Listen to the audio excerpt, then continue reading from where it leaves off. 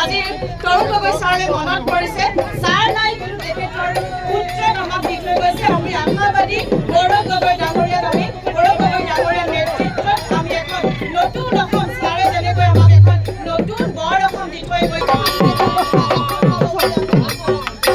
গৌৰৱ গগৈ জিন্দাবাদ মই দেউতা বুলি ভাবো আৰু সেই তৰুণ গগৈ ছাৰৰ এই পুত্ৰ গৌৰৱ গগৈ ডাঙৰীয়াক আজি আমি যোৰহাট বিধানসভা সমষ্টিৰ পৰা প্ৰাৰ্থিত্ব লাভ কৰিছে।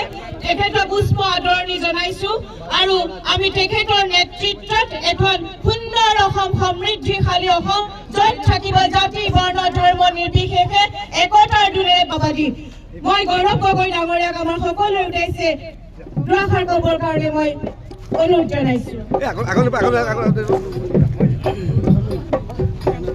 আজি যোৰহাট জিলা কংগ্ৰেছ দ্বাৰা আয়োজিত এইখন আদৰণি অনুষ্ঠানত উপস্থিত থকা জিলা কংগ্ৰেছৰ সভাপতি পুতুল বৰগোহাঁই ডাঙৰীয়া,